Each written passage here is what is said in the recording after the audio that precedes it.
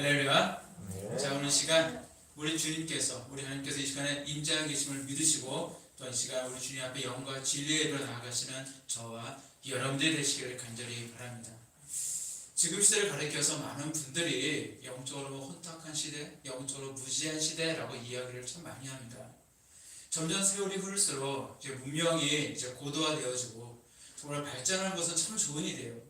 사람이 이렇게 삶이 윤택해지고 그리고 삶이 좀 나아진다는 것은 분명 좋은 일이지만 사람들이 이제 배가 부르니까 하나님에 대한 갈급함을 이제 잃어버린 것 같습니다. 그러니까 당연히 하나님에 대한 간절함이 사라지게 되어지니까 당연히 기도하지 않게 되어지고 또한 기도를 하지 않으니까 영적인 체험도 없어지게 되어지고 그러니까 당연히 영적으로 많이 무죄해지는 것 같습니다. 자, 그래서 많은 교회들이 참 말씀을 참 많이 강조를 해요. 예전에 제가 이제 막 감리교신학대학교 입학할 때 그쯤만 해도 이제 4년대 학부만 졸업을 해도 이제 목사 안수를 받을 수 있는 그런 자격이 주어졌었는데 제가 학교를 다니다 보니까 법이 바뀌더라고요. 이제 그 정도는 안 된다. 그래서 대학원까지 2년이나 또 MDV 이제 3년 과정을 더 마쳐야지 대학원까지 다 나와야지 석사까지 있어야지 그래야지 목사 안수를 받을 수 있는 그런 자격으로 바뀌더라고요. 그러니까 그만큼 우리나라 목사님도 참 공부를 많이 합니다. 말씀 연구도 참 많이 하시고 연구도 참 많이 하시는데 그래서 많은 교회들이요 말씀을 참 많이 강조를 해요. 자, 그런데 이상하게도 기도와 어떤 체험, 은사 등에 대해서는 이제 말하지 않고 오히려 이제 꺼려하는 경향들을 많이 보게 되어집니다. 그러다 보니까 교회 안에서 보게 되어지면 그 영적으로 갈급하신 분들이 있어요. 교회 안에 보면. 교회 안에 보면은 저 열심히 기도하시고 영적인 체험도 있고 또 갈급해 하시는 분들이 있는데 그분들이 자신의 그 영적인 갈급함을 교회 안에서 잘 해결함을 받지 못하다 보니까 그런 분들이 어쩌면 정말로 그 잘못된 열심을 가지고 뭐 이단이나 사이비 같은데 빠지는 경우들을 더 많이 보게 되어집니다.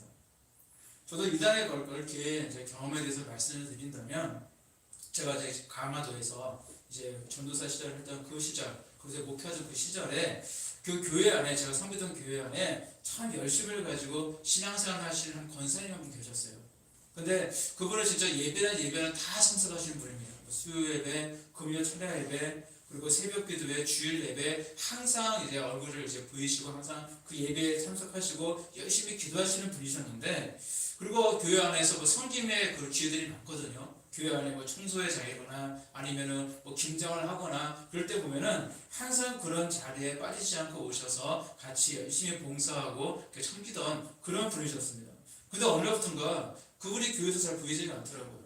그래서 왜 이렇게 교회 안 나오시나 싶어서 이제 알아봤더니 언제부터인가 이제 그 권사님이 어느 성경 공부 모임에 이제 참석을 하게 되었는데 거기가 너무 좋아가지고 거기에 푹 빠지셔가지고 이제 교회에 더 이상 안 나오게 됐다라는 그런 이야기를 듣게 되었습니다. 알고 보니까 그것은 정통교회가 아니라 어디냐면 그 강화도에 그 당시 구원파들이 되게 많았거든요. 그 대표적인 이단인 바로 구원파 집단이었습니다. 자, 구원파에서 대표적으로 강조하는 것을 보게 되어지면 뭘 얘기하냐면 몇 월, 며칠, 몇 시에 구원을 받았다. 그것을 아는 것이 중요하다고 얘기해요. 당신은 구원을 받았습니까? 라고 물어보면 구원 받았습니다. 그러면 언제 받았냐? 몇 월, 며칠, 몇 시에 받았냐? 뭐 그렇게까지 물어보고 그런 지식을 갖고 있어야만 구원을 받는다. 뭐 그런 이야기를 하는 그런 집단입니다. 그래서 쉽게 얘기해 뭐냐면 그들은 한 번 구원받은 사람은 절대 그 구원을 잃지 않는다 이야기를 해요. 그러니까 내가 구원을 받았으니까 뭐 예배드리지 않아도 구원 받는 거고 내가 죄를 많이 지어도 구원 받는 거고 그 구원은 변하지 않는다. 단지 구원받은 그 지식만 갖고 있으면 이제 구원을 받는다. 대부적인 그런 이야기를 하게 되어져요. 그러니까 성도들 입장에서 보게 되어지면 교회에 헌금할 필요도 없습니다. 뭐 교회에 예배드릴 필요도 없습니다. 단지 내가 구원받은 지식만 하면 되거든요. 어쩌면 굉장히 편하게 신앙생활을 할 수 있는 참 그런 달콤한 유혹을 이야기를 합니다. 바로 그런 단체가 바로 구원파입니다. 그런데 그런 일들이 우리 한국 교회 안에 너무나도 많이 만연되어 있다는 것입니다. 한때는 한국 교회 신천지 때문에 얼마나 골머리를 썩혔습니까?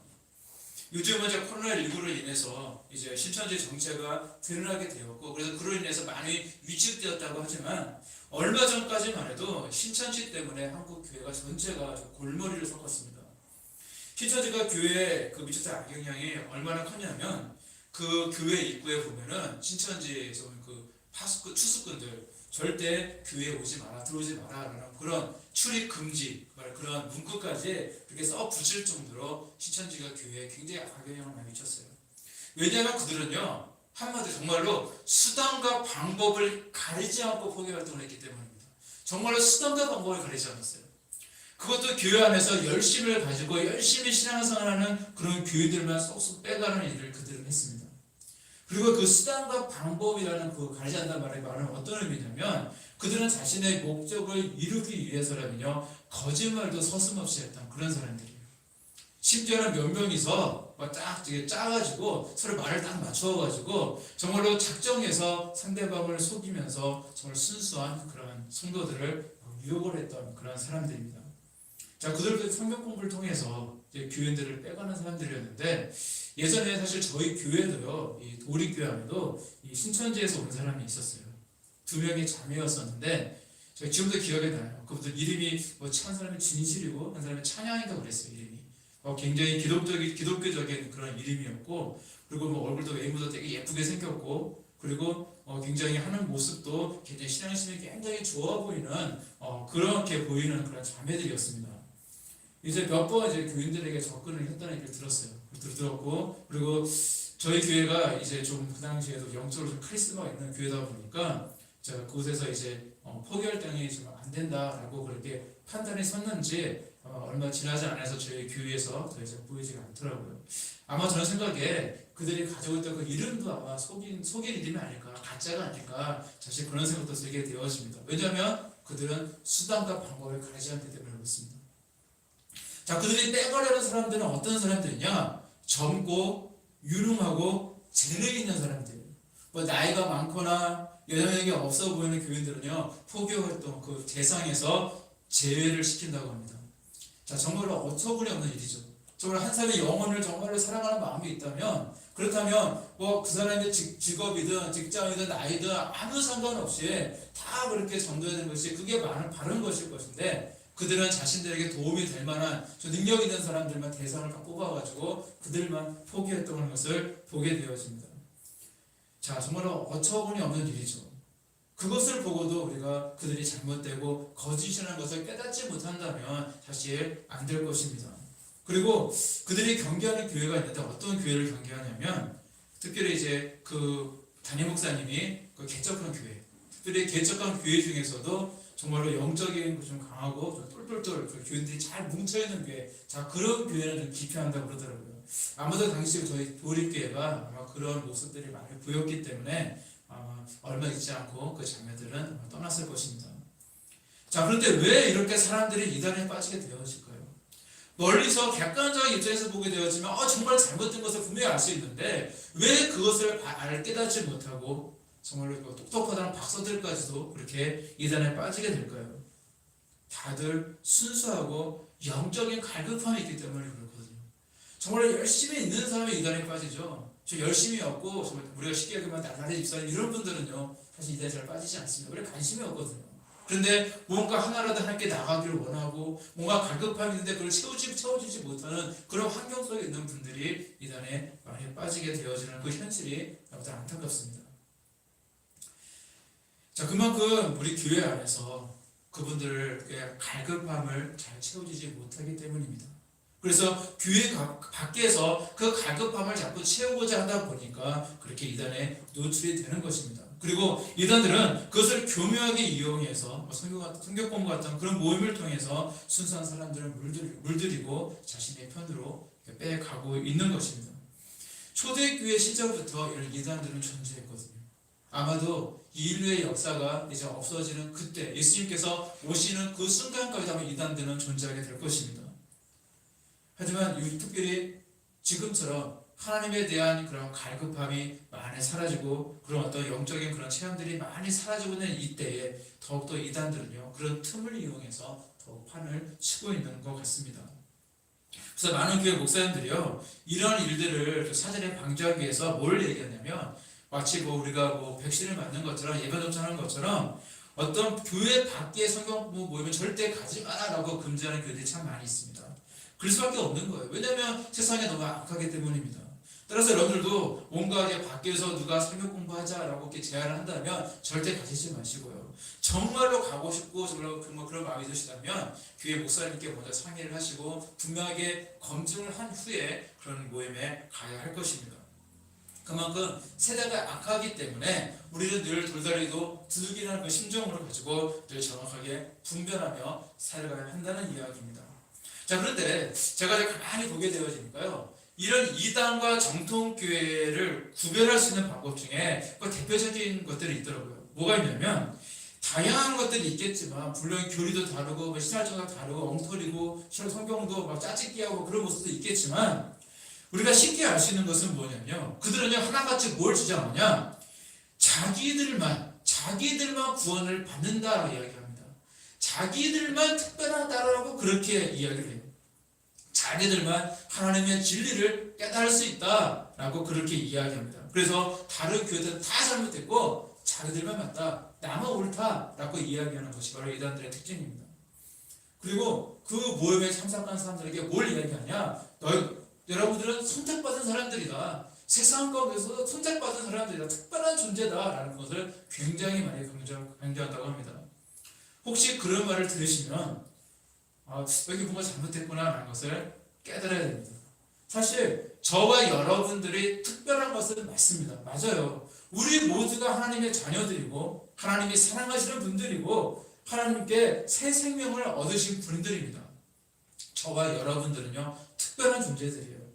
그런데 나만 특별하다, 우리 모임만 특별하다는 것은 정말로 잘못된 생각인 것입니다. 이 땅에 많은 교회들이 있는데 그 많은 교회에 임재하고 계신 하나님은요 한 분이시고 동일하신 분이십니다. 다 같은 분이라는 것입니다. 따라서 우리 도리교회 특별하게 봤죠. 우리 도리교회 굉장히 큰 언약과 비전이 있고 또 저와 여러분들을 특별히 세우셔서 불러주셨고 저와 여러분들을 통해서 하나님께서 참 많은 사역들을 이루실 것입니다. 특별하게 맞아요. 근데 우리 도리교회만 하나님께서 임재한 것이 아니라 사실 다른 교회도 하나님은 통일하게 임재하고 계시고 그들에게 정말로 그분들에게도 하나님께서 놀라운 비전과 언약도 주시고 또한 그들을 통해서 또 하나님의 나라를 또한 이루고 계신다는 사실도 우리는 믿어야 된다는 것입니다.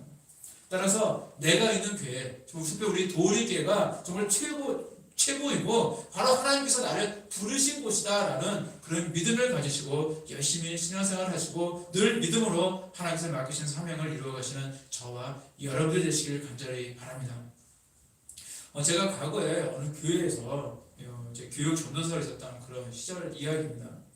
그때 그 교회는 제가 전에 언급한 적이 있지만 참 저한테 굉장히 상처를 줬던 교회예요. 왜냐하면 교회가 둘로 파가 나눠져 있던 교회였습니다. 그래서 저는 사실 그 교회를 사역할 때까지 마음고생을 좀 많이 했던 그런 교회예요. 제가 20대 때 후반쯤 그때 그 교회에서 교육 전도사로 사역을 했었는데 그 같은 교회에서 신앙생활을 하면서 목사님을 늘 내쫓고자 하는 그런 파, 그러니까 목사님을 무척 반대하는 파예요. 그쪽 파랑 목사님을 옹호하는 파, 이 두 파가 갈라져서 항상 막 으르렁거리면서 싸웠습니다. 자, 근데 재밌는 건 아닌데 좀 신기한 게 뭐냐면 두 쪽 다 하나님의 뜻을 이야기를 했어요. 둘 쪽 다 하나님의 뜻을 이야기해요. 자, 한쪽은요 뭐라 얘기하냐, 내가 하나님의 편에 맞는 거고 하나님께서 우리에게 말씀하신 것이고 다 다른 반 너희들은 마귀들이 이렇게 주장하는 거다, 그렇게 이야기를 해요. 자신들이 하는 것은 하나님의 뜻이고 상대방은 마귀들이 주장하는 거다. 다 두 쪽 다 그렇게 이야기를 하는 겁니다. 저는 사실 그때 나이도 어렸지만 교육전사니까 이쪽 편에 설 수도 없고 저쪽 편에 설 수도 없고 참 애매한 위치에 있으면서 정말 그 담임 목사님의 그 당시 목사님의 그 사역에 누가 되지 않도록 조금이라도 도와드리려고 저에게 맡겨주신 그 교회학교 사역에만 열심히 전념했던 그런 기억이 있습니다. 그런데 사실 그때 저는요, 하나님께서는 과연 저들에게 뭐라고 말씀하셨을까라는 그런 생각을 했었어요. 그분들 중에 보게 되어지면 참 기도를 많이 한다는 분들도 있었고요. 그리고 어떤 분을 보게 되어지면 그 안에서도 참 은사가 많은 분이라는 분도 있었어요. 근데 제가 보고 판단하기에는 전혀 기도하는 것 같지 않고요, 은사가 없는 사람들 참 느꼈습니다. 분명히 교회 새벽부에 나와서 기도하는 모습은 있거든요. 하나님께 막 부르짖는 모습은 있는데, 그런데 이분들이 정말로 하나님의 뜻을 제대로 파악하고 있고 하나님의 음성을 듣는 사람들이라면, 하나님의 뜻에 순종할 준비가 되어 있는 사람들이라면 절대 교회가 그렇게 풍지박살 날 정도로 나뉘어지고 싸우지는 않았을 것입니다. 그런데 우리 한국 교회 중에서 이러한 사례가 얼마나 많이 있는지 모릅니다. 자기들에게만 하나님이 말씀하셨다는 것입니다. 그러면서 자신들의 주장이 하나님의 음성이라고, 하나님의 뜻이라고 이야기하면서 실제로 자신들의 욕심을 채우고 자신의 그 권위, 자신의 그 기득권을 잃지 않기 위해서 애쓰고 있는 그 모습들이 한국 교회 안에 얼마나 많이 있는지 모릅니다.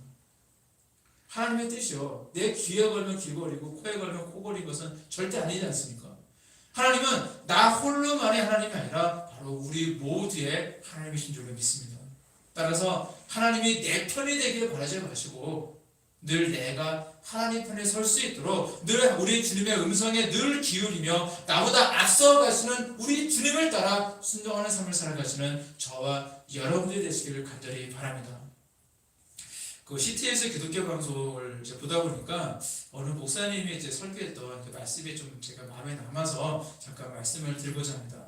그 목사님이 이야기해요. 그 설교 내용이 어떤 이야기냐면, 자, 하루는 예수님께서 그 제자들과 함께 이제 만찬을 이제 나누고 계셨는데, 그때 한 여인이 찾아와서 그 당시 200데나리온이니까 현시가로 따지면 약 한 3천만 원쯤 되어지는 그런 값비싼 향유를 예수님의 발에 부어드리고 막 울면서 자신의 머리카락으로 닦아드렸던 일이 있습니다. 아마 다 아시는 이야기일 거예요.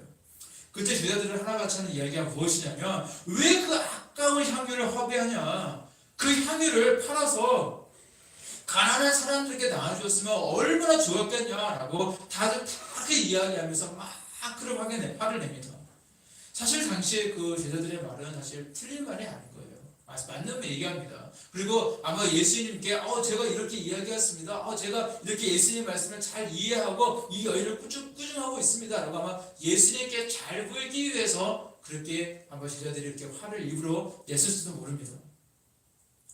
그런데 예수님께서 분명히 평소에 가난한 자들을 위해서 그 말을 베풀고 내 이웃을 내 몸을 사랑하라 말씀도 하시고, 당연히 예수님의 그 가르침과 같은 내용이고 어느 누가 봐도 맞는 생각이다 라고 이야기할 수 있는 아마 그런 이야기일 것입니다. 그런데 우리 예수님의 관심은 다른 데 있었다는 겁니다. 우리 예수님은 정말로 그 제자들이 보는 시각과 달랐다는 거예요. 우리 예수님께 3천만 원이 사실 큰 돈이겠습니까? 천지를 창조하신 분이신데 그 큰 돈도 얼마든지 쉽게 주실 수 있는 분이 예수님이셨습니다. 그래서 우리 예수님은요, 그 큰 돈을 낭비했다, 허비했다라고 화를 내고 있었던 제자들의 그 말에는 별로 관심을 주고 계시지 않았습니다. 우리 예수님의 관심은 어디에 있었냐? 그 향유를 드렸던 그 여인의 믿음과 그 섬김의 마음에 있었습니다. 그래서 예수님은요, 그 여인들의 그 모습을 보시고는 매우 흡족해 하셨습니다. 그 여인은 예수님께 받았던 그 은혜, 그 구원의 은혜가 너무너무 감사했고요. 그래서 자신의 전 재산과도 같았던 그 값진 향유를 부어드리는 것에 대해서 전혀 주저함이 없었습니다. 오늘날 수많은 그리스도인들이요, 우리 주님께 귀한 은혜를 받았습니다. 근데 그 귀한 은혜를 받고서도 감사할 줄 모르는 그 현실 속에서 그러한 그 여인의 헌신과 이 섬김의 모습은 오늘날 수많은 그리스도인들에게 귀감이 되어지고 있습니다. 자, 오늘 이 CTS에서 설교 말씀하셨던 이 목사님은요, 그 현대판, 그 현대에 예수님께서 이 땅에 오셨고 또 예수님께서 그 2000년 전에 있었던 그 일이 똑같이 이제 실제적으로 오늘날 일어나게 되어진다면 아마도 신문 1면에 아마 대문자 같게 이런 기사가 실릴 거다라고 그렇게 이야기를 했습니다. 뭐라고 실리냐면, 대서특필, 예수님 타락하다, 3천만 원짜리 향유를 바르시다, 그 여인의 눈물은 어떤 의미가 있는가, 그런 이야기를 하시더라고요. 근데 저는 그 목사님의 그 말씀에 참 되게 기발하다, 어떻게 저런 생각을 하셨을까라는 그런 생각을 사실 그때 했습니다. 근데 이 이야기는요, 현대 기독교인들의 모습을 너무나도 잘 꽂고 있는 그런 이야기가 아닌가라는 생각을 또 해보게 되어집니다. 오늘날 예수님께서 정말 이 땅에 오신다면 이 땅의 그리스도인들은 예수님을 제대로 알아볼 수 있을까요? 과거 2000년 전에 그 유대인들이 그랬던 것처럼 예수님을 배척하고 예수님의 말씀에 귀를 기울이지 않고 예수님에 대해서 제멋대로 자기 멋대로 자신의 이익이 되는 쪽으로 해석해 버릴지도 모를 것입니다. 예수님이 이 땅에 오신다면 사람들은요 2000년 전에 그 사람들처럼 자신의 그 기득권, 자신의 권력을 지키기 위해서 예수님의 잘못된 이단자라고 막 주장도 하고 진정 예수님이 누구신지에 대한 관심도 전혀 없고 자신의 그 이익을 위해서 자신의 어떤 그런 명분을 내세우고 있을지도 모릅니다. 마치 2000년 전에 유대인들의 모습처럼 말입니다. 자신이 유대교로 하는 그 종교 안에서 누리고 있었던 그 기득권과 특권을 잃어버리지 않기 위해서 무지한 백성들을 동원해서 예수님을 십자가에 못 박아 버렸던 그 어리석음을 우리는 절대 본받아서는 안 될 것입니다. 내가 교회를 지금 다니고 있다고 해서 내가 주일날 교회에 출석하고 있다고 해서 우리는 진짜 그리스도인인 것은 아닙니다. 내가 교회에 헌금을 많이 내고 있다고 해서 참 그리스도인인 것도 아닙니다. 중요한 것은 내가 그리스도인이라면 바로 그리스도인 그 말처럼 예수님을 따르는 것입니다. 우리 주님의 뜻이 어디에 있는지를 제대로 분별하고 예수님께서 원하는 삶을 살아갈 때에 우리는 진정한 그리스도인이 되는 줄로 믿습니다. 그래서 자신의 전 재산과 같았던 그 향유 옥합을 깨뜨렸던 이름 없는 이 여인처럼 믿음으로 내 모든 것을, 내 물질도, 내 생명도, 내 시간도 모든 것을 다 주님께 다 맡기며 나아갈 수 있는 저와 여러분들의 모습이 될 줄 믿습니다. 또 나아가서 이 목사님이 했던 이야기가 또 뭐가 있었냐면 당시 이 목사님 교회가 이제 건축을 준비하고 있는 교회 건축을 준비하는 상황이었습니다. 그래서 어떤 설교를 하셨냐면 이런 설교를 하셨대요. 각 가정이 집을 한 평씩만 줄일 수 있으면 뭐 교회를 건축할 수 있겠다라는 그런 생각이 들어서 이제 어느 날 이제 교인들에게 31평인 그런 교인은 한 평 줄여서 30평으로 이사를 가고 그리고 나머지는 헌금을 하시고 또 아파트 25평인 분은 24평짜리로 이사 가셔서 건축을 위해서 뭐 헌금하시면 좋겠다 뭐 그런 설교를 하셨대요. 뭐 설교의 의도는요 정말로 집을 팔아서 집을 줄여서 교회에 뭐 갖다 바쳐라 그런 내용은 아니었고요. 하나의 비유의 이야기였고 그런 마음으로 그런 각오로 우리 하나님 앞에 헌신하자라는 그런 의도로 그런 말씀을 전했다는 것입니다. 자 이렇게 조금씩 십시일반 서로 모여서 이제 건축을 하게 되어지면 좋겠다 그런 생각을 가지고 이렇게 말씀을 전하게 되었는데 참 그 목사의 마음이 되게 아팠던 것은 무엇이냐면 그때 아멘이라고 하시는 그 교인들을 보게 되어지니까 자기 집을 가진 교인들은 단 한 사람도 없었고요. 그때 아멘 했던 분들 보면 다 전세, 월세를 사시는 분들만 아멘 하더랍니다. 자 이것이 한국교회의 현 주소가 아닌가 하는 생각을 해보게 되어집니다. 나의 중심이 오직 예수 그리스도를 향해 있지 않고 정말 나의 그 이익을 위한 명분으로 예수님의 이름이 혹시나 사용되고 있지는 않습니까? 겉으로 보기에는 예수님을 잘 믿는 사람처럼 보이는데 사실상 내가 헌신해야 될 그때에 정말 헌신하지 못하고 그저 말만 멋있게 하고 있는 혹시 우리의 모습은 혹시 아닙니까? 과거 유대인 지도자들 역시 그랬고요. 그리고 사실은 예수님의 제자들도 그들이 변화되기 전의 모습 또한 그와 같은 모습이었던 것을 보게 되어집니다. 말만 예수님을 따른다고 했죠. 정말 예수님의 마음에 맞게 그들은 살지 못했습니다. 한때 그들도 자신의 이익을 위해서 살았어요. 예수님을 따랐어요. 예수님을 따르면 내가 그 예수님께서 왕이 되시면 내가 그 옆에서 뭐 큰 자리를 차지하겠지, 큰 벼슬을 차지하겠지, 뭐 그런 의도성을 가지고 예수님을 따랐고요. 또 예수님께 십자가에 못 박혀 돌아가시는 그 순간에는요, 자신의 그 목숨을 지키기 위해서 예수님을 모른다라고 하면서 부정하며 도망했던 어리석은 인생들이었습니다. 그래서 저는 곰곰이 생각을 해보게 되었습니다. 앞으로 우리 도우리교회 하나님께서 놀라우게 부흥시켜 주실 것입니다. 왜냐하면 하나님께서 약속하신 것은 반드시 이루어 주시기 때문입니다. 그리고 그때가 되면 저를 비롯해서 지금 수고 애써 계시는 목사님들 뿐만 아니라 우리 도우리교회에서 함께 신앙생활을 하고 계시는 성도들 가운데서도요 굉장히 유명해지시는 분들도 분명히 있을 것입니다.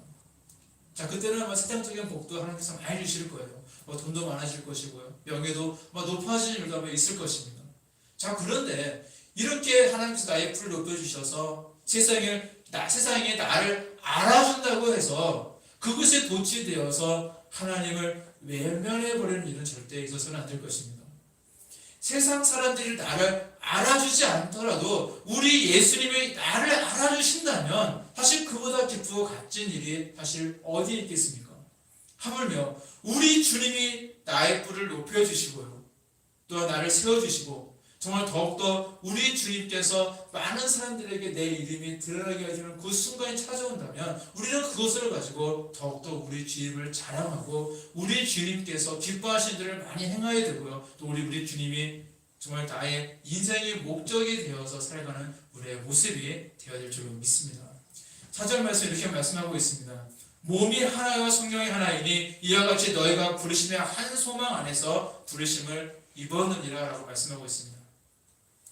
우리를 한 교회, 이곳 도리교회로 하나님께서 부르신 것은 한 소망이 있기 때문입니다.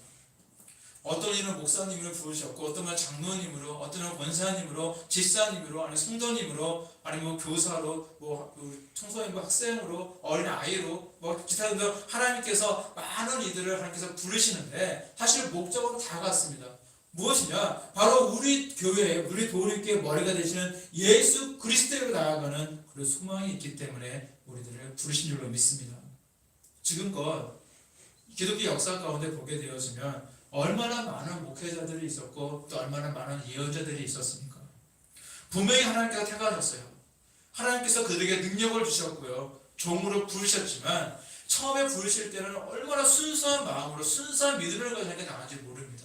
하나님께 헌신하고 하나님께 정말 오직 하나님밖에 없는 모습 살아왔는데 그래서 그 순수한 믿음 때문에 하나님께서 그들에게 능력도 주시고 환경도 주시고 참 많은 것을 하게 주셨는데 시간이 지날수록 그 순수한 믿음을 잃어버리고 예수님의 이름을 가지고 자신의 사역을 챙겨버리는 그런 어리석은 모습이 땅에 얼마나 많이 있는지 모릅니다.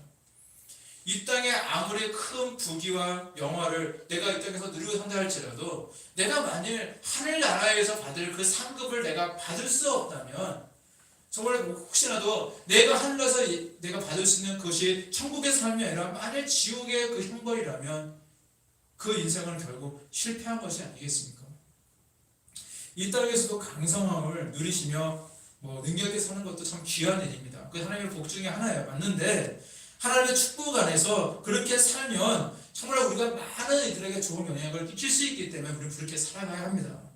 그런데 그렇게 살아가는 것은 중요하지만 더 중요한 것은 바로 하늘나라에서 받을 상급이 더 중요하다는 사실을 늘 깨달으시고 잊지 마시고 늘 하나님께 나가는 그 모습이 우리 삶의 최우선이 되어야 될 줄로 믿습니다. 제가 좀 오래된 이야기인데요.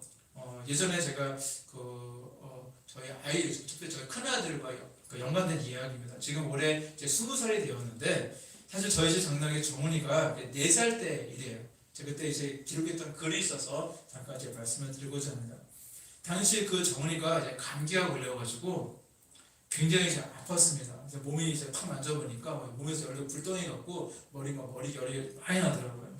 그때 이제 아이들이 이제 많이 어릴 때라서 이제 아이들이 따로 방을 주지 않았고 이제 같은 저희 안방에서 함께 네 식구가 함께 잠을 자던 그런 시절입니다. 그래서 저는 이제 항상 저녁이면 저 아이들을 위해서 늘 기도를 해주셨었는데 이제 그날도 이제 감기에 걸린 이제 정훈이를 위해서 이제 간절히 기도를 해주고 그리고 이제 자라 얘기하고 또 잠시 이제 서재에 가서 이것저것 이제 제가 일 좀 하다가 다시 이제 안방에 들어가서 이제 보니까 이제 정훈이가 자고 있더라고요. 그래서 저희 아내에게 정훈이 약 먹였냐, 약 먹고 자냐 물어봤더니 무슨 얘기를 했냐면 정훈아 약 먹고 자야지 라고 이야기를 하니까 아이가 아빠가 기도해주셔서 괜찮아요 라고 그냥 자더래요.